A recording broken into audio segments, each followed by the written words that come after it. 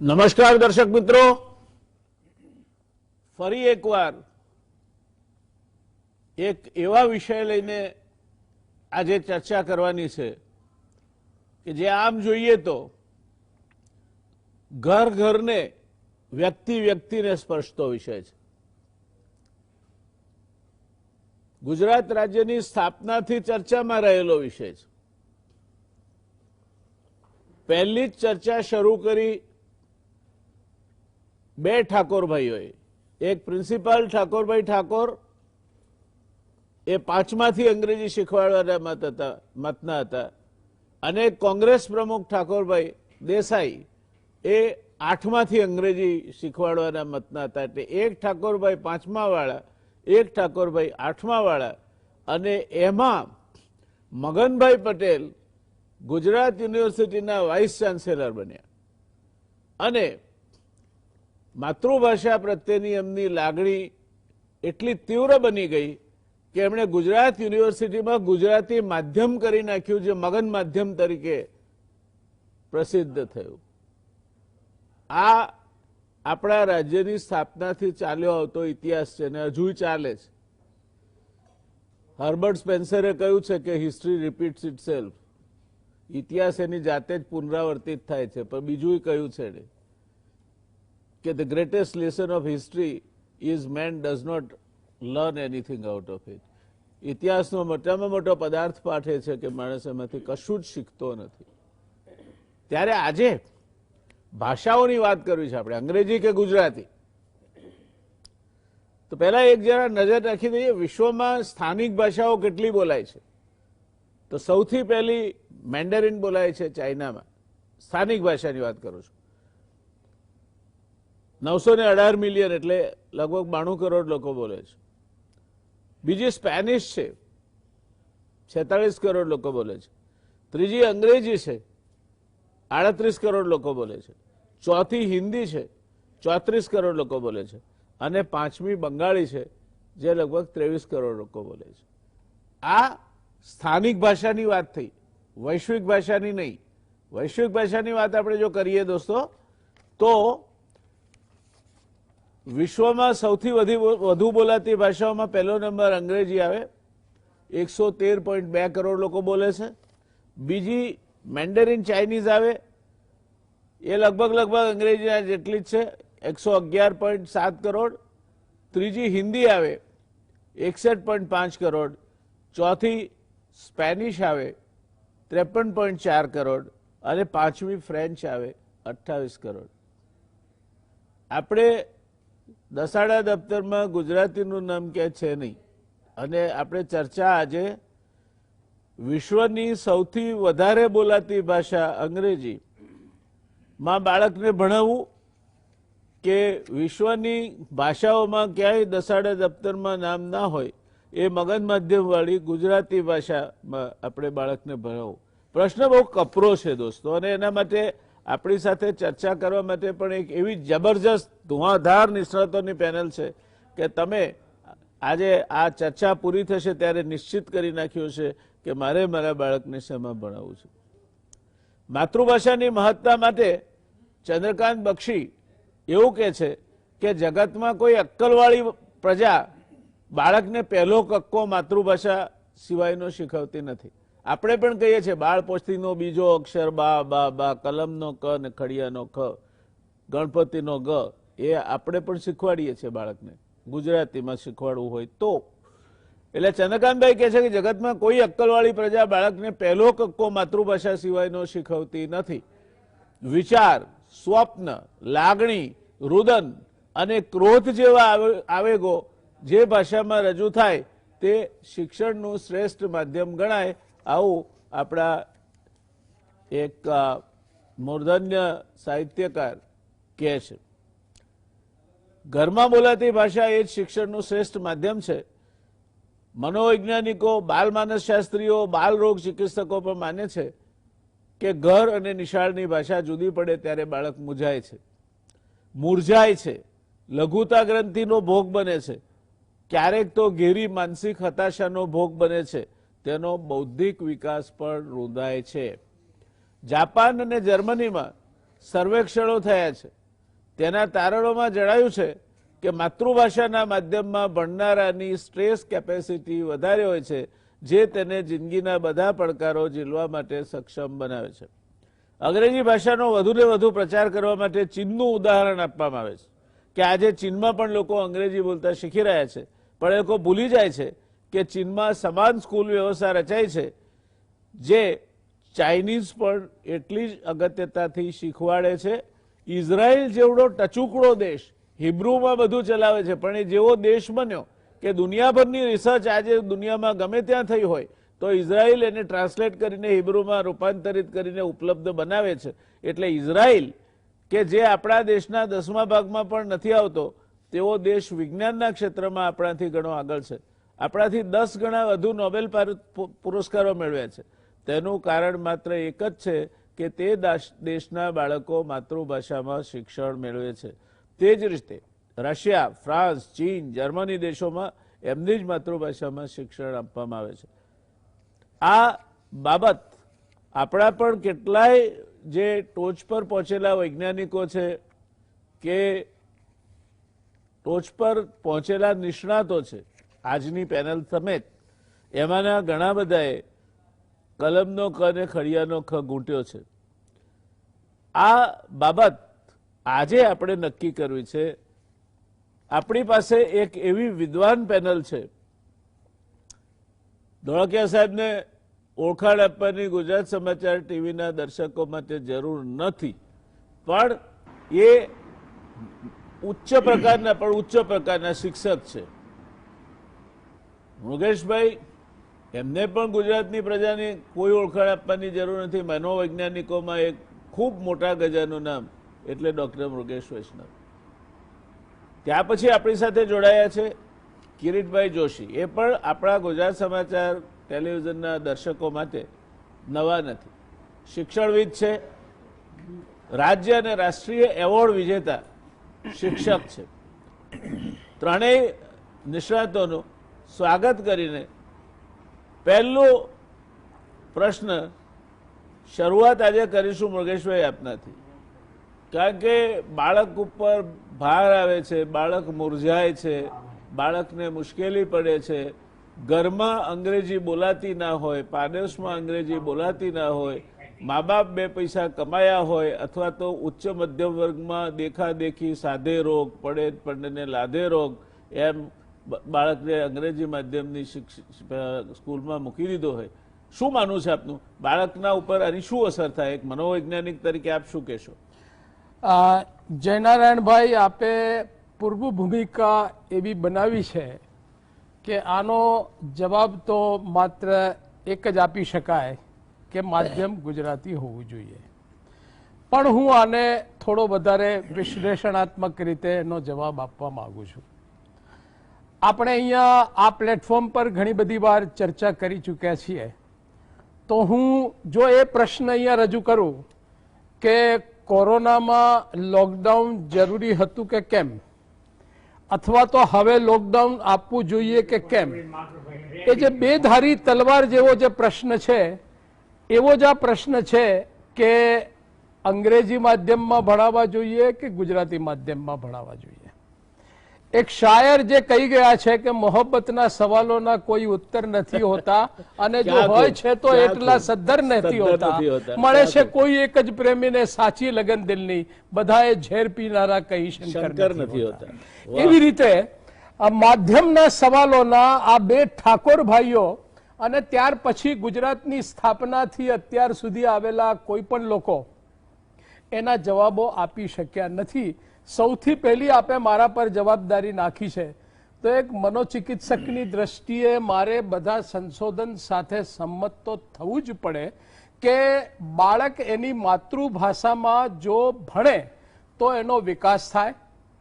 જે ભાષામાં એના કુટુંબના સભ્યો, એના પડોશીઓ, એના મિત્રો બોલતા હોય એમાં જ જો ભણે અને એમાં જ જો વિચારે, એની પરિકલ્પનાઓ એમાં થાય તો ચોક્કસ પ્રમાણે એનો વિકાસ થાય. એ બાબતમાં 2 મત નથી. સામે અત્યારે જમાનાની વાસ્તવિકતા એ છે કે આપણે સ્ક્રીનથી શરૂઆત કરીએ અત્યારે જગતમાં વિકાસની જો શરૂઆત કરીએ તો દરેક વસ્તુ અત્યારે અંગ્રેજીમાં થાય છે, દરેક ભણતર અત્યારે અંગ્રેજીમાં થાય છે, દરેક વસ્તુ અત્યારે અંગ્રેજી સિવાય શક્ય નથી. જો બાળક અત્યારે ગુજરાતીમાં ભણી અને પાછળથી અંગ્રેજીમાં ભણવાનું હોય, અંગ્રેજીમાં એને કોપઅપ કરવાનું હોય તો એની પરિસ્થિતિ કેવી હશે એ પણ આપણે વિચાર કરવો પડશે કે બાળક આ બધું કોપઅપ કેવી રીતે કરી શકશે. એટલે યક્ષ પ્રશ્ન અત્યારે મીડિયમનો ચોક્કસ થઈ ગયો છે. હવે આપણે વર્ચ્યુઅલ વર્લ્ડ તરફ જઈ રહ્યા છીએ. હવે તો બધું ઓનલાઈન શરૂ થઈ ગયું છે એટલે વર્ચસ્વ વધારે વધ્યું છે.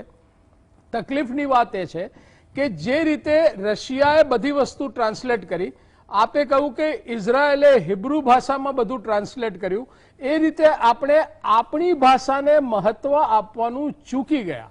આપે જણાવ્યું કે હિન્દીનો જ્યારે વિશ્વની ભાષામાં બોલાતી ભાષામાં 63 કરોડ લોકો સાથે જ્યારે આટલો મોટો આગળ નંબર આવે છે છતાં પણ આપણે હિન્દીને મહત્વ આપવાનું પણ ચૂકી ગયા.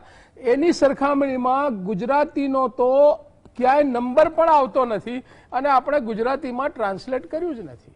ઓન ધ કોન્ટ્રી આપણે જોવા જઈએ તો ગુજરાતી વાળા લોકો હિન્દી બોલે તો એમાં ગર્વ અનુભવે છે, ગુજરાતી વાળા લોકો ઇંગ્લિશમાં બોલે તો એમાં ગર્વ અનુભવે છે. એટલે આપણે ક્યાંક આપણી માતૃભાષાને મહત્વ આપવાનું અત્યાર સુધી ચૂકી ગયા છીએ. એવા સંજોગોની અંદર આપણે એ રસ્તો અપનાવી શકીએ કે જ્યાં માતા પિતા ભણેલા નથી, કારણ કે બાળકને શિક્ષણ આપે તો એની માતા આપી શકે છે. જે ભાષા એની માતા ન જાણતી હોય એ ભાષામાં જો એ માધ્યમમાં જો બાળકને મૂકવામાં આવે તો એ બહુ મુશ્કેલ છે. એટલે પ્રાથમિક રીતે માતા પિતા જે ભાષામાં કમ્ફર્ટેબલ હોય અને વાત કરી શકતા હોય એ ભાષામાં તો માધ્યમમાં તો બાળકને ભણાવવું જ જોઈએ, એ તો જરૂરી છે. જો માતા પિતા અંગ્રેજી બોલવામાં અને વાતચીત કરવામાં જો કમ્ફર્ટેબલ હોય અને જો અંગ્રેજી માધ્યમમાં ભણાવે તો એ વાત હજી સ્વીકાર્ય છે. એવા સંજોગોમાં પણ આ કોમ્પિટિટિવ વર્લ્ડની અંદર બાળક બરાબર ઊભું રહી શકે અને સ્પર્ધા કરી શકે એટલા માટે એને ઇંગ્લિશના કોચિંગ ક્લાસીસ પણ ચોક્કસ આપણે કરવા જોઈએ. એટલું જ નહીં, જે અંગ્રેજી માધ્યમની શાળા છે એમાં બીજી ભાષા તરીકે ગુજરાત પૂરતી તો ગુજરાતીને મહત્વ આપવું પડે, જે અત્યારે અંગ્રેજીને મહત્વ, હિન્દીને મહત્વ આપવામાં આવે છે. આ વાત પણ આપણે ચોક્કસ પ્રમાણમાં શીખવી પડશે અને એના ઉપર ભાર મૂકવો પડશે. માધ્યમનો જ્યાં સુધી સવાલ છે ત્યાં સુધી પહેલા તો માતા પિતા બોલતા હોય એ ભાષા, બાળક સાથે જે વાત કરી શકે એ ભાષા, અને જો માતા પિતા અંગ્રેજીમાં બાળક સાથે વાત કરી શકે તો બાળકને અંગ્રેજી માધ્યમ લેવાનો વિચાર કરાવી શકાય. બાકી સ્પર્ધામાં હુંસાતુસીમાં કંઈ પણ ભણ્યા વગર જો બાળકને અંગ્રેજી માધ્યમમાં મૂકવામાં આવે તો પણ બાળકનો વિકાસ રૂંધાશે. એટલે મેં કહ્યું ને, આ બે ધારી તલવાર જેવો નિર્ણય છે. આ નિર્ણય બહુ સમજી વિચારીને લેવા જેવો છે, વ્યક્તિગત રીતે નિર્ણય લેવા જેવો છે. આ સામૂહિક નિર્ણય ન લઈ શકાય કે અંગ્રેજી માધ્યમમાં મૂકવો કે ગુજરાતી માધ્યમમાં મૂકવો. ટૂંકમાં પોતાની પછેડી જોઈને સોડ તણાય એવો આ નિર્ણય છે. એટલે આ કરવતી જેવું છે, આમ જાય તો એ કાપે ને આમ આવે તો એ કાપે. કિરીટભાઈ સાહેબ, મારે આપની પાસે આવું છે. આઈએએસમાં ગુજરાતમાંથી જે લોકો સિલેક્ટ થાય છે એમાંથી મોટા ભાગના ગુજરાતી માધ્યમ રાખે છે, એટલું નહીં ગુજરાતી વિષયને મુખ્ય વિષય તરીકે રાખે છે. 12મા ધોરણમાં જેને ડોક્ટર બનવું છે, એન્જિનિયર બનવું છે, સિવાય કે આઈઆઈટીમાં જવું હોય કે એ જુદી વાત છે, પણ 12મા ધોરણમાં જ્યારે ગુજરાતમાં સારી કોલેજમાં જવું છે, અંગ્રેજી માધ્યમ નથી રાખતા, ડોક્ટર અને એન્જિનિયર બનવાવાળા 85% કરતાં વધારે વિદ્યાર્થીઓ ગુજરાતી માધ્યમના કારણે સરળતાથી સ્કોર કરી શકે છે. આ પરિસ્થિતિમાં જો તમે બાળકને નક્કી કર્યું હોય કે મારે આ બનાવવું છે કે તે બનાવવું છે, તો અંગ્રેજી ભાષાની વિરુદ્ધની આ ચર્ચા નથી. અંગ્રેજી ભાષા શીખવી જોઈએ. ચીનમાં જે રીતે ચાઇનીઝ શીખવાડાય, મેન્ડારિન શીખવાડાય છે તે જ રીતે શીખવી જોઈએ. પણ ભણવાની ભાષા, જે જો તમારે આઈએએસ થવું હોય તો ગુજરાતીમાં ભણવું પડે, જો ડોક્ટર કે એન્જિનિયરમાં એડમિશન જોઈતું હોય તો ગુજરાતીમાં ભણવું પડે. તો આપ તો શિક્ષણવિદ છો, શું કહેવું છે આપનું? બહુ જ અગત્યની ચર્ચા જે ચાલી રહી છે. આપશ્રી અને ડૉક્ટર મૃગેશ્વરી સાહેબે જે કહ્યું એ વાતને થોડી હું આગળ વધારું. શિક્ષણ તો માતૃભાષામાં જ મેળવાય. અંગ્રેજી વિષય તરીકે ચોક્કસ અગત્યનો છે. અંગ્રેજી શિક્ષણની આવશ્યકતા ચોક્કસ છે, પણ પ્રાથમિક શિક્ષણ એટલે કે બાળ કેળવણી તો માતૃભાષામાં જ હોવી જોઈએ. આપણા દેશના અગ્રણી નોબેલ પારિતોષિક વિજેતા જુઓ કે અબ્દુલ કલામ સાહેબ જેવા અગ્રણી વૈજ્ઞાનિક જુઓ કે સુનીતા વિલિયમ્સ કહો, આ બધાની કેળવણી બાળ કેળવણી તો માતૃભાષામાં જ હતી. અને માતૃભાષામાં જે બાળકો અભ્યાસ કરે અને પછી અંગ્રેજીના વિષય તરીકે રાખી અંગ્રેજી શિક્ષણ મેળવે તો એમની કારકિર્દી ક્યારેય રૂંધાતી નથી અને એમનો જે વિકાસનો તબક્કો છે એ ઉલટાનો વધારે ડેવલપિંગ એરિયા બની રહેશે. હું એને આગળ વધારે હું એમ કહીશ કે માતૃભાષાને એક બારણું કહી શકાય અને અંગ્રેજી શિક્ષણ જે છે એને એક બારી કહી શકાય. એટલે શિક્ષણ મેળવવાનું જ્યારે આવે, માધ્યમ જ્યારે લેવાનું, માધ્યમ પસંદ કરવાનું આવે તો માતૃભાષા જ હોવી જોઈએ. પણ માતૃભાષામાં શિક્ષણ મેળવવાની સાથે અન્ય વિષય તરીકે આપણે અંગ્રેજી ભાષા ચોક્કસ હોવી જોઈએ. એનું એટલું મહત્વ ચોક્કસ છે, આપણે સ્વીકારવું જોઈએ. આજે કોઈ પણ આપણે આપણા રાજ્યના લો કે દેશના લો, અગ્રણી ડોક્ટરો લેશો, પ્રતિષ્ઠિત ડોક્ટરો લેશો, પ્રતિષ્ઠિત અધિકારીઓ ગણશો, આઈએએસ અધિકારીઓ જોશો, તે બધા જ વ્યક્તિઓનું બાળ શિક્ષણ એટલે કે પોતાનું શિક્ષણ મોટા ભાગે માતૃભાષામાં છે. માતૃભાષામાં જ્યારે બાળક શિક્ષણ મેળવે છે ત્યારે માનવીનું મગજ છે ને કોમ્પ્યુટર છે, અને કોમ્પ્યુટરની ખાસિયત છે કે માતૃભાષાને ઝડપથી સ્વીકારે છે. એટલે કોઈ પણ વ્યક્તિ, ભલે તમે સામેના વ્યક્તિ સાથે અંગ્રેજીમાં તમે સંવાદ કરો છો, પણ આપણું મગજ ગુજરાતીમાં જ સ્વીકારે છે, એનું અર્થઘટન કરે છે, પછી જવાબ આપે છે. એટલે તમે જોજો ઘણી વખત આપણું ગુજરાતી વિદ્યાર્થી અંગ્રેજી માધ્યમમાં અભ્યાસ કરતો હશે તો એને જવાબ આપવામાં થોથવાશે. જ્યારે ગુજરાતી માધ્યમમાં જે અભ્યાસ કરતો ગુજરાતી વિદ્યાર્થી હશે તો એ નહીં થોથવાય અને થ્રુ આઉટ સ્પષ્ટ જવાબ આપી શકશે. એટલે અંગ્રેજી જરૂરી ચોક્કસ છે, પણ અભ્યાસ માટે તો માધ્યમ ગુજરાતી જ હોવું જોઈએ. હું વાલીઓને કહીશ આપના માધ્યમથી કે આપના બાળકને જો યોગ્ય વિકાસ કરવો હોય, માનસિક વિકાસ કરવો હોય, તર્ક શક્તિ વિકસાવવી હોય તો બધા જ તબક્કામાં માતૃભાષા જ કામ લાગશે. માતૃભાષા હશે તો સંકલ્પના સ્પષ્ટ થશે. માતૃભાષા માધ્યમ હશે તેની સમજ શક્તિ સ્પષ્ટ રહેશે. માતૃભાષા માધ્યમ હશે તો એ સંવાદ સરળતાથી કરી શકશે. માતૃભાષા માધ્યમ હશે તો પ્રયોગો અને પ્રયોગોની ફલશ્રુતિની ચર્ચા પણ સ્પષ્ટ કરી શકશે. અને આ બાબત જ્યાં હોય છે ત્યાં એ બાળક ચોક્કસ યોગ્ય માર્ગે વિકાસ કરી શકે છે. એક સંસ્થા એવી છે આ અમદાવાદની, આમ તો ત્રણેક સંસ્થા એવી હતી કે જે હંમેશા માતૃભાષામાં જ બાળ કેળવણી યોજના એનો આગ્રહ રાખતી રહી છે, પણ અત્યારે આ પ્રવાહમાં આવી સંસ્થાઓ પણ અંગ્રેજી માધ્યમમાં જોડી ગઈ. છતાં એક સંસ્થા જે એવી છે કે જે સંસ્થા બાળ કેળવણી એટલે તો માતૃભાષામાં જ હોય છે એ વિચારોને વરી રહી છે, અડગ રહી છે. એટલે પરોક્ષ રીતે બાળકોના વાલીઓને સૂચિત કરે છે, માર્ગદર્શન આપે છે કે ભાઈ તમે 1 થી 5 તો 4 તો ગુજરાતી માધ્યમમાં જ ભણાવો, વધારાનું અંગ્રેજી શિક્ષણ આપશો ને આગળ જશો. તો એ બાળકોને શા માટે તો એ વાલીઓ સહમત થયા છે. આજે અંગ્રેજી માધ્યમમાં મૂકવાના બદલે આવી વિશિષ્ટ શિક્ષણ આપતી સંસ્થામાં એ દાખલ થઈ રહ્યા છે. એટલે આ એક એવો તબક્કો છે બાળકો માટેનો કે બાળ કેળવણી માતૃભાષામાં જ હોવી જોઈએ. અને આ વાત અગ્રણી મનોવૈજ્ઞાનિકોએ, અગ્રણી શિક્ષણ શાસ્ત્રીઓએ પણ કહ્યું છે, એ પણ પ્રયોગોના અંતે કહ્યું છે, જે વાત આપણે સ્વીકારવી રહી. ધન્યવાદ સાહેબ. દર્શક મિત્રો, અહીંયા તમારી સામે આ પેનલમાં હવે જે બાકી રહેતા 2 જણા છે, હું તો બોલ્યા કરું છું પણ મારું કામ તો બધા સાંધા જોડવાનું છે. બકુલભાઈ સાહેબ વિશ્વ કક્ષાના અર્થશાસ્ત્રી, વૈશ્વિક કક્ષાના અર્થશાસ્ત્રી, IIM અમદાવાદ જેમાં એડમિશન મેળવવું હોય તો તકલીફ પડી જાય એવી સંસ્થામાં એમણે ભણાવ્યું અને ડિરેક્ટર બન્યા. આજે પણ રિઝર્વ બેંક ઓફ ઇન્ડિયાથી માંડીને અનેક સંસ્થાઓ બાબતનું તલસ્પર્શી જ્ઞાન બકુલભાઈ પાસે છે. એટલે હું હમણાં બકુલભાઈને પૂછતો હતો, તમે જોયું કાગળીઓ મેં બકુલભાઈ સાહેબ મોકલ્યો ને પછી પાછો આવ્યો કાગળ. એ ચિઠ્ઠીમાં એવું લખાઈને આવ્યું, મેં પૂછ્યું કે તમે કયા માધ્યમમાં ભણ્યા હતા SSC સુધી, બકુલભાઈ સાહેબ ગુજરાતી માધ્યમમાં SSC સુધી ભણ્યા હતા, એ એમણે મને લખીને અહીંયા પાછું આપ્યું, એટલે હું અધિકારપૂર્વક કહું છું કે એ ગુજરાતી માધ્યમની પ્રોડક્ટ છે. અને દોસ્તો, હું તો એથી વધારે ખરાબ પરિસ્થિતિમાંથી આવું છું.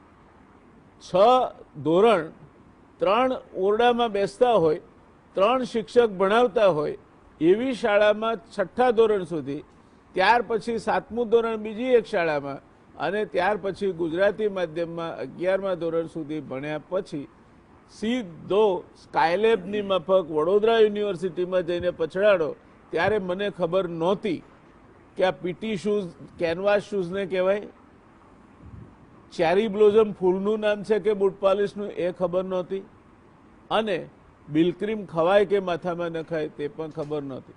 શેમ્પૂને તેલ ગણીને મેં માથામાં નાખ્યું હતું એક વખતે, પાર્ટનરનું પડ્યું હતું એટલે કે આ તેલ હશે. આ બેકગ્રાઉન્ડમાંથી આવીને છેક IIT સુધી પહોંચી શકાય, અને વૈશ્વિક ફોરમોમાં પણ દાણીફૂટ ઇંગ્લિશમાં બકુલભાઈ પણ બોલી શકે છે, હું પણ બોલી શકું છું, બોલી શકાય. એટલે અંગ્રેજી ભાષા અગત્યની છે. આ ચર્ચાનો અર્થ એ છે જ નહીં કે અંગ્રેજીની અગત્યતા નથી એવું કહેવાનો.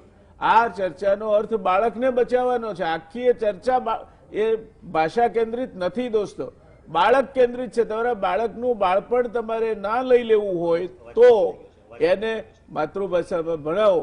એટલી વાત આપણે ચર્ચા કરવામાં ભેગા થયા છે. બકુલ સાહેબ, આપને શું કહેવું છે બાબતમાં? હું આપની સાથે પૂર્ણ રીતે સહમત છું. તમે જે મને સવાલ પૂછ્યો અને મેં તમને જવાબ આપ્યો. લેટ મી ક્લેરિફાય કે ભાઈ, અમે જે જમાનામાં, તમે ને હું, આપણે જ્યારે જે જમાનામાં સ્કૂલમાં ભણતા હતા ત્યારે સિસ્ટમ 11+4ની હતી, 10+2+3ની નહોતી. એટલે મેટ્રિક જેને આપણે કહીએ, 11 વર્ષના સ્કૂલિંગ પછી મેટ્રિકની પરીક્ષા થાય, બોર્ડ એક્ઝામ, અને પછી તમે યુનિવર્સિટીમાં જાઓ ત્યારે પ્રિપેરેટરી પ્રોગ્રામ 1 વર્ષનો પ્રેપ કોર્સ હોય, પછી 3 વર્ષનું ગ્રેજ્યુએશન હોય. હવે પહેલા ધોરણથી 11મા ધોરણ સુધી ગુજરાતી મીડિયમમાં અમે ભણેલા, હું ભણ્યો હતો, અને એમાં પણ સરકારી સ્કૂલોની તરફ બહુ તિરસ્કારની દ્રષ્ટિથી જોવામાં આવે છે. તો મને એ કહેવામાં સહેજ પણ નાનમ નથી લાગતી કે પહેલા ધોરણથી 7મા ધોરણ સુધી હું વડોદરા મ્યુનિસિપલ કોર્પોરેશનની સ્કૂલમાં ભણેલો, એટલે સરકારી સ્કૂલમાં ભણેતો. હવે આમાં પ્રશ્ન એ નથી કે તમે કઈ સ્કૂલમાં ભણો છો અને શું છે. આઈ એગ્રી કે એજ્યુકેશનલ ઇન્સ્ટિટ્યુશનનું એન્વાયરમેન્ટ, એજ્યુકેશનલ ઇન્સ્ટિટ્યુશનની ક્વોલિટી એનાથી ફેર પડે છે, પણ એ માનવું કે એનાથી જ બધો ફેર પડે છે એ એક મોટો ભ્રમ છે. સારામાં સારી ઇન્ટરનેશનલ સ્ટાન્ડર્ડની સ્કૂલોમાંથી ડફોળમાં ડફોળ વિદ્યાર્થીઓ બહાર પડે છે, અને જેને આપણે કોઈ ઇન્ફ્રાસ્ટ્રક્ચર નહીં, કોઈ ફેસિલિટીઝ નહીં, કશું જ નહીં, એવી જાતની ગામડાની સ્કૂલો કે શહેરની સ્કૂલોમાંથી બ્રિલિયન્ટમાં બ્રિલિયન્ટ માણસો પણ બહાર પડે છે. હવે અહીં તો મૃગેશભાઈ છે, કિરીટભાઈ પણ છે, તમે લોકો એક્સપર્ટ છો, પણ let me tell you one thing કે બાળક એ એજ્યુકેશનના ક્ષેત્રમાં કેટલું આગળ વધશે એનો એક પાયો એ કઈ જગ્યાએ ભણતર મેળવે છે એ ખરું, કઈ ભાષામાં ભણતર મેળવે છે તે પણ ખરું, પણ એનાથી કદાચ વધારે મહત્વનું એ છે કે એ ભણતા બાળક માટે એના કુટુંબમાં, એના ઘરમાં કયું વાતાવરણ છે. મા બાપ ભલે ભણેલા ના હોય, પણ સ્કૂલમાં જતા છોકરાને તરફ એ માનની દ્રષ્ટિથી જુએ છે કે કેમ.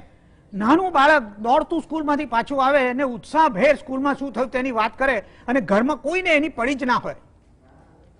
એ બાળક જેટલું કુંઠિત થાય એના કરતા જેને આ પ્રોત્સાહન મળે એ બાળકનો વિકાસ વધારે થાય. એવી જ રીતે મા બાપ બાળકના ઉપર પ્રેશર નાખવાની સેન્સમાં નહીં, પણ એને પ્રોત્સાહન આપવાની સેન્સમાં એના એજ્યુકેશનમાં પાર્ટનર્સ બને છે કે કેમ એનું મહત્વ છે. એટલે આજે આપણે શિક્ષણ વિશે ઘણા બધા મિસકન્સેપ્શન્સ આપણી પાસે છે, અને at the end of the day એ વિદ્યાર્થીની ક્ષમતા કેટલી છે એના ઉપર પણ આધાર, એને કેટલો ઉત્સાહ છે, એની કેટલી કમિટમેન્ટ છે એના ઉપર પણ આધાર. આમાં ક્ષમતા કરતા કમિટમેન્ટનું મહત્વ વધારે છે કે એ બાળક એના ઉપર કઈ રીતે એ જુએ છે. એટલે આઈ થિંક બધો જ દોષ ભાષા ઉપર કે સ્કૂલના ઇન્ફ્રાસ્ટ્રક્ચર ઉપર નાખી દેવો એ યોગ્ય નથી. એક વાત હું બીજી પણ કહીશ કે આ જે માધ્યમની વાત કરવામાં આવે છે, હવે જે આ રિસર્ચ જેમને વિશે વાત કરી, એ રિસર્ચ બહુ ઇન્ટરનેશનલી વેલ નોન રિસર્ચ છે અને એ રિસર્ચ બહુ કેટેગોરિકલી કહે છે કે 8 વર્ષની ઉંમર સુધી ભાષામાં જો કન્ફ્યુઝન ના હોય તો બાળકનો વિકાસ મેક્સિમમ થાય છે. એટલે એનો ફૂલ પોટેન્શિયલ એ એચીવ કરી શકે. એટલે જે સ્કૂલમાં ભાષા, જે ભાષામાં ભણતો હોય એ જ ભાષા ઘરે બોલાતી હોય, એ જ ભાષા નેબરહુડમાં બોલાતી હોય તો એનો વિકાસ બહુ ઝડપી થાય છે.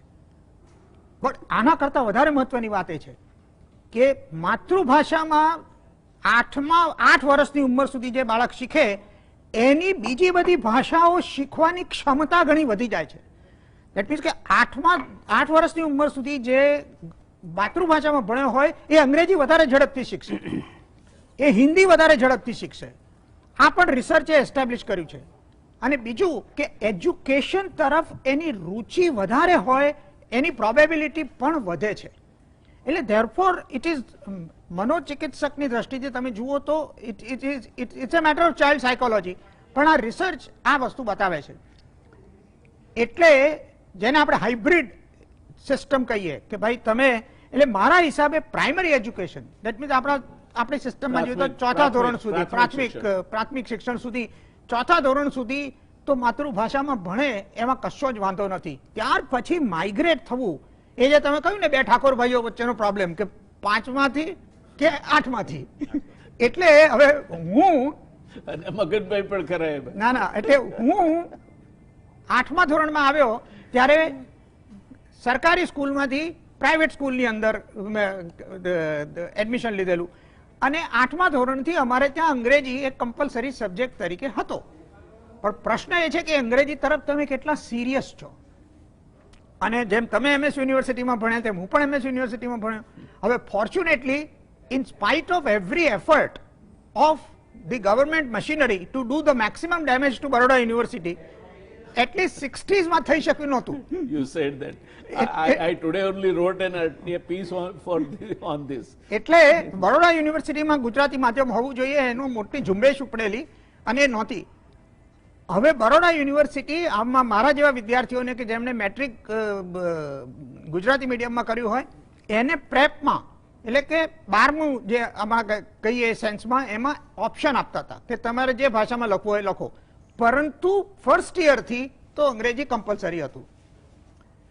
અને મેં એ પ્રિપેરેટરીની અંદર ગુજરાતી ચૂઝ કર્યું હતું કારણ કે આઈ વોઝ મોર કમ્ફર્ટેબલ. 3 મહિનાનું કોર્સ થયા પછી મને લાગ્યું કે ના, આ બરાબર નથી, મારે I must face the challenge now. એટલે પછી મેં જઈને કહ્યું, હવે રિજિડિટીઝ હોય એટલે એમને કહ્યું કે તમને માધ્યમ બદલવા દેવામાં આવશે નેક્સ્ટ સેમિસ્ટરમાં. એટલે પહેલી સેમિસ્ટરમાં તો તમારું ગુજરાતી જ રહેશે, પણ તમને પરીક્ષાના ઉત્તરો અંગ્રેજીમાં લખવા હશે તો તમને છૂટ આપીએ છીએ. એટલે મેં પહેલી સેમિસ્ટરની બધી એક્ઝામ અંગ્રેજીમાં લખી, જવાબો. એટલે ટૂંકામાં now it's a challenge that you have to accept. હવે મહત્વનો મુદ્દો એ છે કે અંગ્રેજી એ વિશ્વની સૌથી વધુ બોલાતી ભાષા છે. That is not the only thing. The problem is કે જે ઇંગ્લિશ સ્પીકિંગ કન્ટ્રીઝ છે, North America, US, Canada, England, Australia, New Zealand, Singapore, આ બધા દેશોમાં ઇન્ટેલેક્ચ્યુઅલ કેપિટલ મેક્સિમમ ડેવલપ થાય છે. રિસર્ચ ઓરિએન્ટેશન આ બધાનું સૌથી વધારે છે. એટલે તમે કોઈ પણ પ્રોફેશનલ એજ્યુકેશન લેવા માંગતા હો, પછી એ મેડિસિન છે, એન્જિનિયરિંગ છે, સાયન્સ છે, મેનેજમેન્ટ છે, આર્કિટેક્ચર છે, તો એ બધાની ફંડામેન્ટલ રિસર્ચ એ આ દેશોમાં થઈ છે. હવે અનફોર્ચ્યુનેટલી આપણા દેશના લોકો આપણા દેશમાં હોય ત્યારે રિસર્ચ નથી કરતા, પણ વિદેશોમાં જાય ત્યારે એ લોકો આઉટસ્ટેન્ડિંગ રિસર્ચર્સ હોય છે. સો પ્રોબ્લેમ આપણો એ છે કે આપણે એજ્યુકેશનને એ સેન્સમાં નથી જોયું. ચાઇનાની તમે વાત કરો કે બીજા દેશોની, તમે જેમ ઇઝરાયલની વાત કરી, તો આ બધા દેશોએ જે રિસર્ચ ગમે તે ભાષામાં થઈ હોય પણ એને પોતાની ભાષામાં ટ્રાન્સલેટ કર્યું. હવે આપણા દેશનો પ્રોબ્લેમ યુરોપ જેવો છે કે યુરોપની અંદર કેટલી બધી જુદી જુદી ભાષાઓ છે. પ્રોબ્લેમ ઇઝ કે યુરોપ સોવરેન નેશન્સ છે, આપણા ત્યાં રાજ્યો છે. હવે સાહેબ આપણે જો એને ટ્રાન્સલેટ કરવા જઈએ તો 17-18 મેજર લેંગ્વેજીસ છે, તેમાં ટ્રાન્સલેટ કરવું જોઈએ. ચાઇનામાં મેન્ડરિનના ટ્રાન્સલેટ કર્યું એટલે પતી ગયું. એટલે ચાઇનાને એજ્યુકેશનને ઇમ્બાઇબ કરીને ટ્રાન્સલેટ કરવા માટે જે એફર્ટ કરવો પડે એના કરતાં ઇન્ડિયાને 18 ગણો એફર્ટ વધારે કરવો પડે for achieving the same result. કારણ કે આપણે ત્યાં એ ભાષાની ડાયવર્સિટી છે. No diversity has many advantages, પણ એનું ડિસએડવાન્ટેજ આ છે કે આપણું એજ્યુકેશન ફિલ્ડ એ એટલું ડેવલપ થઈ શક્યું નથી. અને માટે આપણે અત્યારના જો આ હવે જેમ કે દાખલા તરીકે તમે વાત કરી તો હું મારે એક દાખલો આપું કે હું જ્યારે અદાણી ગ્રુપમાં જોડાયો ત્યારે ભુજની અંદર મેડિકલ કોલેજ એસ્ટાબ્લિશ કરી. હવે મેડિકલ કોલેજમાં જે તમે કહ્યું તેમ કે મેરિટ ઉપર જે ટોપ સ્ટુડન્ટ્સ આવે અને પાછું લોકલ કોટા હોય 75%, એટલે બધા જ વિદ્યાર્થીઓ ગુજરાતી મીડિયમના એની અંદર આવે. હવે મેડિકલ એજ્યુકેશન તો અંગ્રેજી મીડિયમમાં જ હોઈ શકે. હવે સાહેબ એમાં જે ભણાવનારા ટીચર્સથી માંડીને બધા જ એ હવે હું જુદા બેકગ્રાઉન્ડથી આવેલો, એટલે મેં બધાને જે રિક્રુટ કર્યા ભુજ મેડિકલ કોલેજ માટે એ બધા રાજ્યની બહારના સારામાં સારા જે માણસો આવે તે પ્રમાણે. હવે સાહેબ મને ખબર નહીં કે આ સો કોલ્ડ ઇંગ્લિશ મીડિયમ મેડિકલ કોલેજીસની અંદર પહેલા 2-3 વર્ષ સુધી ક્લાસમાં ગુજરાતીમાં ભણાવવામાં આવે છે સાહેબ. એટલે દેટ મીન્સ કે અને મને છોકરાઓ આવીને કે જો ત્યાં એટલે દેટ મીન્સ ટેક્સ્ટ બુક અને બધું પ્રિસ્ક્રિપ્શન બધું ઇંગ્લિશની અંદર, પરંતુ ભણાવવામાં એનું અને પછી એનું મુખ્ય કારણ શું કે ભણાવનારા જ અંગ્રેજીમાં બરાબર ભણાવી શકે એવી પરિસ્થિતિમાં ના હોય તો શું થશે? હવે સાહેબ જો મેડિકલ એજ્યુકેશનની આપણી આ દશા હોય, હવે એટલા માટે હું I want to ask you a question. આપણા દેશમાં આટલી બધી મેડિકલ કોલેજો છે તો આપણા મેડિકલ રિસર્ચની અંદર આપણે કેમ આટલા બધા પાછળ છીએ? એનું કારણ કે મેજર મેડિકલ રિસર્ચ જે છે એ બધી પબ્લિશ ઇંગ્લિશમાં થાય છે અને આપણે રિસર્ચ ઓરિએન્ટેશન કેળવી નથી શકતા. I have lot of regards for doctor અને ધેર આર અને એકચ્યુઅલી પ્રાઇવેટ પ્રેક્ટિશનર્સ અને વેલ નોન ડોક્ટર્સ છે એ વધારે રિસર્ચ માઇન્ડેડ હોય છે મેડિકલ કોલેજની ફેકલ્ટી કરતા. એટલે આમ તમે તો મેડિકલ કોલેજના ક્ષેત્રની અંદર ઘણું બધું કરેલું છે, એટલે મારું કહેવાનું શું છે કે અને same thing applies to other fields. એટલે મારા હિસાબે જ્યાં સુધી આપણે એજ્યુકેશનના ફંડામેન્ટલ્સને સમજીશું નહીં ત્યાં સુધી ભાષા પર say a child can take that challenge, એનો કોઈ પ્રોબ્લેમ નથી. તમારે ગુજરાતી મીડિયમમાં ભણાવવું હોય તો ભણાવો, પણ પછી ગુજરાતી મીડિયમમાં બેસ્ટ ટીચિંગ મટીરિયલ એને અવેલેબલ કરો તો એ મીડિયમ ઓફ ઇન્સ્ટ્રક્શનનો ફેર પડે. Thank you. દર્શક મિત્રો, ફરી પાછા આપણે મૂળ વિષય પર જઈએ. આપણા કેન્દ્ર સ્થાને બાળક છે. મેં એવા મા બાપ જોયા છે કે જે એમના છોકરાને ગુજરાતી નથી આવડતું એ કહેવામાં ગૌરવ અનુભવે અને સરવાળે એવું ખચ્ચર પેદા થાય કે જેને ગુજરાતી પણ નહીં આવડતું હોય બરાબર, એટલે જેને સુસંસ્કૃત ભાષામાં કહેવાય તેને અંગ્રેજી પણ નહીં આવડતું. પણ એની વાત નથી કરવી આજે. વૈષ્ણવ સાહેબ, મારે તો પૂછવું છે કે આ બાળકનું શું થાય? શેરડીના હાઠાની માફક ઘરમાં કોઈ અંગ્રેજી બોલતું ના હોય, પાડોશમાં કોઈ અંગ્રેજી બોલતું ના હોય અને આ બાબા બ્લેક શીપ શરૂ થાય, હાંઠો અંદર જાય, શું થાય? બહુ જ સાચી વાત અને સાચો પ્રશ્ન જયનારાયણભાઈ આપે પૂછ્યો. મને ઘણા બધા પેરેન્ટ્સ આ માધ્યમ માટે પૂછવા આવે અને કેટલાકને મેં ગુજરાતી જ માધ્યમની સલાહ આપી, જે 5-7 વર્ષ પછી મને એમ કહે કે તમે આ ખોટી સલાહ આપી. હવે આજના આ સ્પર્ધાત્મક વિશ્વમાં મારું બાળક ક્યાંય ઊભું નથી રહેતું, એટલું જ નહીં પણ ઘણી બધી લઘુતા અનુભવે છે. કેટલાક પેરેન્ટ્સને મેં એવી સલાહ આપી કે જરૂરી એ છે કે તમે અત્યારથી, એટલે બાળક જન્મે છે અને એમને માધ્યમ નક્કી કરવું છે તો ત્યારથી તમે જ અંગ્રેજીમાં બોલવાનું શરૂ કરો, તમે અંગ્રેજી શીખવાનું શરૂ કરો અને તમે ઘરમાં અંગ્રેજીમાં વાર્તાલાપ શરૂ કરો તો કદાચ ભવિષ્યમાં તમે બાળકને અંગ્રેજી માધ્યમમાં મૂકવાનો વિચાર કરી શકો. જો એ તમે શરૂ કરવાના ન હોવ અને બાળકને તમે બાબા બ્લેક શીપ કે પ્રકારની વાત કરો અને પછી બાળક પૂછે કે આનો અર્થ શું થાય, જિંગલ બેલ એનો અર્થ શું થાય, તો માતા પિતા જો એકબીજાની સામે જોવાના હોય તો એવા સંજોગોમાં બાળકને અંગ્રેજી માધ્યમમાં મૂકવું હિતાવહ નથી.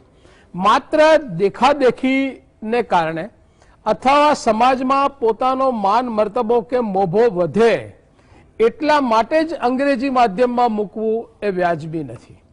દરેક વ્યક્તિ, મેં કહું ને કે આ પર્સનલાઇઝ્ડ વસ્તુ છે, જાહેરમાં કોઈ આની સલાહ ના આપી શકાય. કુટુંબ પોતે કે માતા પિતા અને પોતાનું કુટુંબ ક્યાં ઊભું છે એ પહેલા એનો ક્યાસ કાઢે, જરૂર પડે તો પોતે શીખીને આગળ વધે, પોતે જ મહેનત કરે અને પોતાનો ક્યાસ કાઢ્યા પછી નક્કી કરે કે આપણે બાળકનું માધ્યમ કયું રાખવું જોઈએ. એ સિવાય બાળકનું માધ્યમ ચોક્કસ નક્કી ન કરી શકાય. કિરીટભાઈએ સાચી વાત કરી. જેમ બકુલભાઈએ કહ્યું, જેમ જયનારાયણભાઈએ કહ્યું, એમ હું પોતે પણ 1 થી 11 ગુજરાતી માધ્યમમાં જ ભણ્યો છું. ત્યાર પછી જ અંગ્રેજી માધ્યમમાં મેડિકલમાં શિફ્ટ થયો છું અને આજ સુધી કોઈ પણ પ્રકારના અંગ્રેજી માધ્યમના લેક્ચર આપવામાં મને તકલીફ નથી પડી. એટલે હું એવું ન કહી શકું કે ગુજરાતી માધ્યમ રાખ્યું હોય તો પછી અંગ્રેજીમાં તમે એને કોપઅપ નથી કરી શકતા, એવું હું ચોક્કસ ન કહી શકું. હા, કેટલીક ટેકનિકલ વસ્તુમાં મુશ્કેલી પડતી હોય પણ એ તો ટેકનોલોજીને કારણે પડતી હોય, એ સિવાય કોઈ મુશ્કેલી પડતી નથી. પરંતુ અત્યારે જ્યારે ટેકનોલોજીનો જમાનો વિકસી રહ્યો છે, ઓનલાઈન ટેસ્ટ વધી રહ્યા છે, ઓનલાઈન એક્ઝામ્સ વધી રહી છે, ઓનલાઈન કોમ્પિટિશન વધી રહ્યું છે, ત્યારે એ જોતા મા બાપ જે મુશ્કેલીમાં છે, જે અસમંજસમાં છે, જે મૂંઝવણ છે, એ પણ સમજી શકાય એવી વસ્તુ છે. એવા સંજોગોમાં મા બાપે પોતાનો ક્યાસ કાઢી પોતાની જાતને ટ્રેન કરવા બહુ જ જરૂરી છે. અને અહીંયા જે વાત થઈ કે પ્રાથમિક શિક્ષણ, એ પ્રાથમિક શિક્ષણ જો એક વખત 1 થી 4 સુધીનું જો બાળકને મળે એવું આપણે સ્વીકારીએ, એવું આપણે નક્કી કરીએ અને ત્યાર પછી જો અંગ્રેજી માધ્યમમાં શિફ્ટ કરવા હોય તો કરી શકાય. પણ અહીંયા મુશ્કેલી મા બાપોની, ઘણા મા બાપોની સાથે આ રીતે ચર્ચા કરી છે. મા બાપોની મુશ્કેલી એ છે કે જુનિયર કેજી, પ્રી કેજી અથવા તો જે પ્લે ગ્રુપ્સથી જે એડમિશન મળવાના શરૂ થાય છે એ માત્ર અંગ્રેજી માધ્યમના શરૂ થાય છે. સ્કૂલો માત્ર અંગ્રેજી માધ્યમની અંદર જ ફૂલી ફાલેલી છે. આ પ્રકારનું કે તમે 1 થી 4 ગુજરાતી માધ્યમમાં કરો પછી અંગ્રેજી માધ્યમમાં સ્વિચ ઓવર કરો, એ પ્રકારની વ્યવસ્થા નથી. એટલે આ પ્રકારની વ્યવસ્થા આપણે જો ઊભી કરી શકીએ તો આ એક ઉત્તમ વિકલ્પ છે જે કદાચ દરેક માતા પિતા સ્વીકારી શકે કે 1 થી 8 વર્ષ સુધી, 1 થી 10 વર્ષ સુધી બાળકનો માતૃભાષામાં શિક્ષણ મેળવવાથી બાળકનો માનસિક રીતે વિકાસ થાય, પછી બીજી બધી ભાષાને સાહજિક રીતે સ્વીકારી શકે. પણ માતા પિતાની જે મૂંઝવણ એ છે કે એમને ભવિષ્યમાં સારી શાળામાં એમને એડમિશન મળશે કે નહીં, રિઝનેબલી સારી શાળામાં જેમાં બાળકને સારા મિત્રો મળે અને એનો સારો વિકાસ થઈ શકે. જો આ પ્રકારની ખાતરી, આ પ્રકારની વ્યવસ્થા આપણા રાજ્યમાં થઈ શકતી હોય માધ્યમ ચેન્જ ઓવર કરવાની, તો આ મારી દ્રષ્ટિએ આજની પેનલનો આ સારામાં સારો નિર્ણય હોઈ શકે અને માતા પિતા પણ મૂંઝવણમાંથી બહુ જ સહેલાઈથી બહાર આવી શકે એવું મારું દ્રઢપણે માનવું છે. આભાર. કિરીટભાઈ, આપની પાસે આવું છે મારે. આ આપણે જે કંઈ ચર્ચા કરી એમાં બાળકના ઉપર કેટલો બોજ પડે છે. બાળક સ્કૂલે જાય, મા બાપ ઘરમાં એને ભણાવી શકે એમ ના હોય, પછી એ આવે બિચારો થાક્યો પાક્યો એટલે એના માટે ટ્યુશન રાહ જોતું હોય, એટલે આખો દિવસ બાળકનો આ વ્યવસ્થા લઈ લે. અને અમદાવાદ જેવા જગ્યાએ તો એડમિશન નથી મળતા, સમજી શકાયું છે. પણ નાના નાના સેન્ટરોમાં હવે બાળકોને અંગ્રેજી માધ્યમમાં મૂકવાનો વાવર ચાલ્યો છે. અને નોટ ઓનલી દેટ કે બાળક ઉપર ભારણ વધારે આવે છે, કારણ કે મા બાપ તો કશું ભણાવી શકતા નથી, પણ કેટલીક વિપરીત બાબતો પણ આપણે શીખવાડીએ છીએ. દાખલા તરીકે એક નાની કવિતા છે કે Johnny rain rain go away, little Johnny wants to play. હવે આ યુરોપ માટે બરાબર છે કે વાદળછાયું વાતાવરણ રહેતું હોય, કોક દાડો તડકો નીકળે ત્યારે રમવાની ને પિકનિક જવાની મજા આવે. પણ આપણા દેશમાં રેન ગો અવે કરીએ તો દુકાળ પડે. એટલે અહીંયા તો આવરે વરસાદ, ઘેબરીયો પ્રસાદ, ઊની રોટલી ને કારેલાનું શાક જ ચાલે. એટલે આપણા પોતાના દેશમાં, પોતાના ખેતરમાં મૂળિયા વગરના છોડ વાવવાનું કામ આપણે બહુ સિફતાઈથી કરી રહ્યા છીએ. દરેક ઋતુ વર્ણન પણ આપણા ત્યાં માતૃભાષામાં ખૂબ જ સરસ આપેલા હોય છે કે રૂડો જુઓ આ ઋતુરાજ આવ્યો, મુકા મેણે વનમાં જમાવ્યો, કે ગરમીના સંધાયા દોર, બળબળતા જામ્યા બપોર, કે પછી શનિવારની સંધ્યા ટાણે મેઘરાજની સેના આવે, અરીદળ સામે વાદળ આવે, જળ ભરેલો સાગર આવે, કે પછી ગ્રામ માતાની શરૂઆત, ઉગે છે સુરખી ભરી રવિ મૃદુ હેમંતનો પૂર્વમાં, દિશે છે નભરમ્ય રમ્ય દિશતી એકે નથી વાદળી. આ જ્ઞાન એ મૂળભૂત જ્ઞાન છે. આપણું બાળક આનાથી ચૂકી જાય છે આ જ્ઞાન, અને જે નથી શીખવાના એમાં એનો સમય પસાર થઈ જાય છે. એવું આપ માનો છો?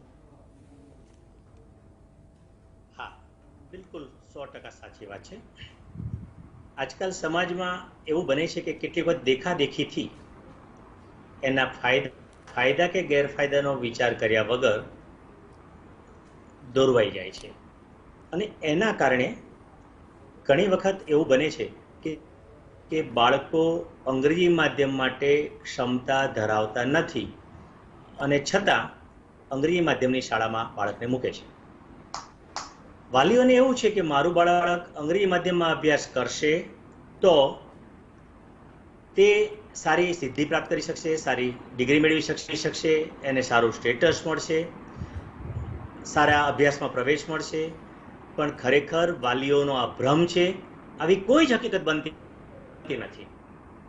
એના બદલે નુકસાન એ વાતનું છે કે તમે પોતાની જે સંસ્કૃતિ છે, જે માતૃભાષામાં જે શિક્ષણ મેળવો અને જે તમને જે તમારો જે વિકાસ થવો જે નથી થતો, જે કૌશલ્ય ડેવલપ થવા જે બાલ્યાવસ્થામાં એ નથી થતા, અને આખરે એ બાળક માનો કે અંગ્રેજી મીડિયમમાં હોય ત્યારે ત્યાં અંગ્રેજીમાં બોલવું પડે છે, ઘરે આવીને ગુજરાતીમાં વાત થાય છે, ઘરે કોઈ માર્ગદર્શક નથી, અને ક્યારેક એવું બને છે કે બાળક મૂર્છાઈ જાય છે ને ન લેવાનું પગલું લઈ લેતું પણ હોય છે. અને હું આના માટે સંપૂર્ણપણે વિચાર્યા કર્યા વગર જે વાલી દોરવાઈને જ માત્ર અંગ્રેજી માધ્યમમાં મૂકે છે એમને જ હું જવાબદાર ગણું છું. આટલું જ નહીં, પણ અંગ્રેજી માધ્યમમાં મૂકનાર વાલીઓ પૈસાદાર જ છે એવું આજે નથી.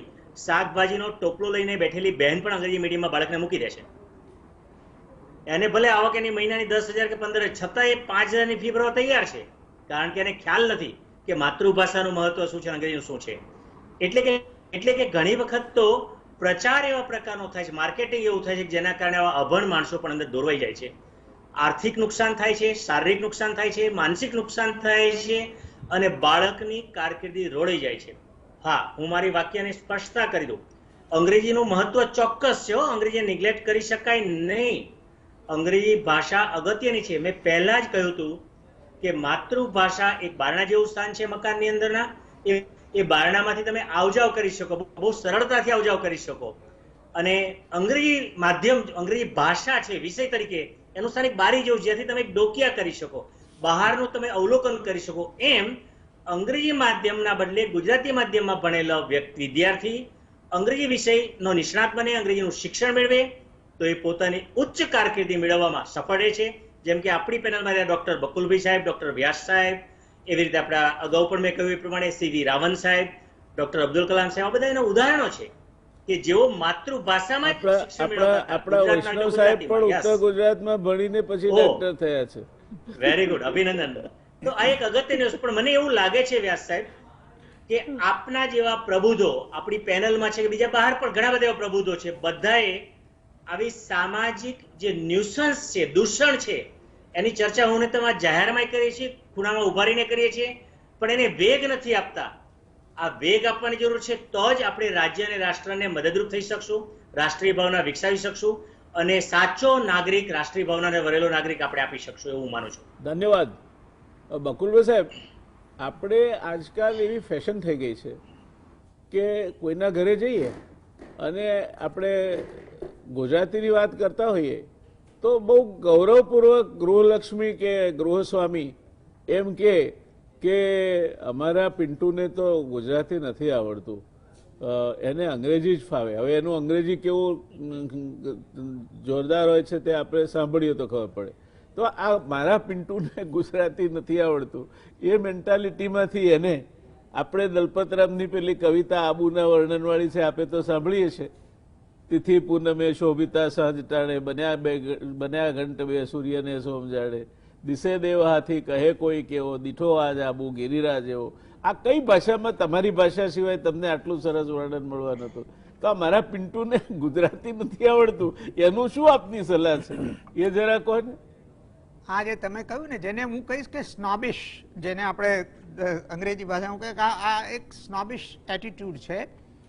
એટલે આપણે આપણા બાળકને ધારો કે અંગ્રેજી મીડિયમમાં મૂક્યું તો પણ એ એના ભવિષ્યના વિકાસ માટે મૂક્યું છે, આપણી ભાષા નકામી છે માટે નથી મૂક્યું.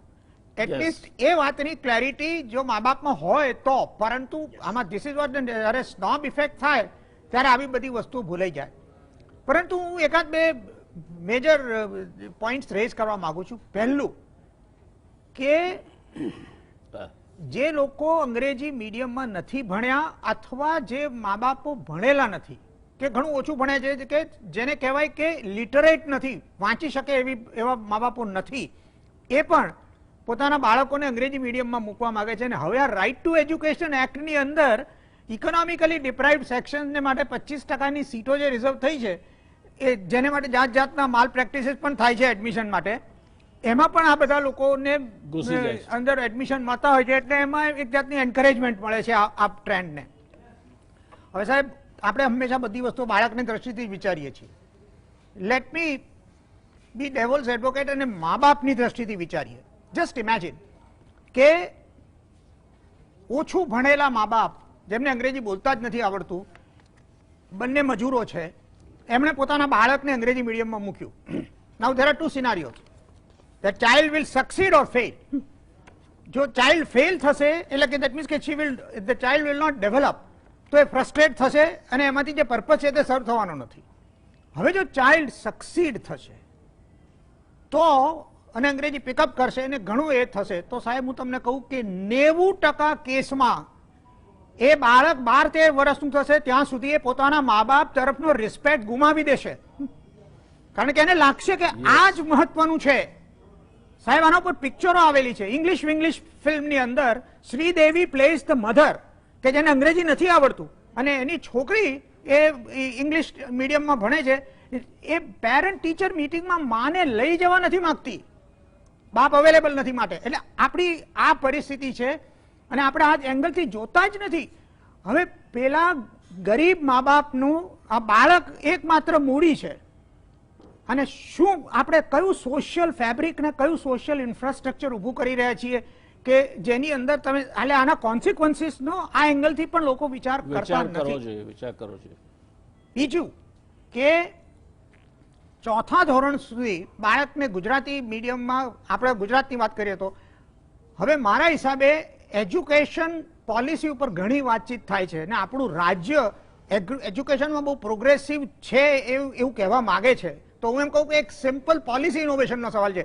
પ્રાઇવેટ સેક્ટર શું કરે છે એની સાથે આપણે લેવા દેવા નથી, પણ પબ્લિક સેક્ટર જે ગવર્મેન્ટ સ્કૂલો છે એમાં 5મા ધોરણથી ઇંગ્લિશને કમ્પલસરી સબ્જેક્ટ કરી દો અને 8મા ધોરણથી જે હાઈસ્કૂલ છે એની અંદર 2 સેક્શન અંગ્રેજી મીડિયમ અને 2 સેક્શન ગુજરાતી મીડિયમ, અને છોકરાઓને પછી તમે 7મા ધોરણના પરફોર્મન્સના આધારે તમે એને એક ઓપ્શન આપો. આ મુદ્દે આપને સાંભળવા બહુ લાંબો સમય ગમે એવું છે, પણ કમનસીબે આપણી સમયની મર્યાદા એવું નહીં કરવા દે.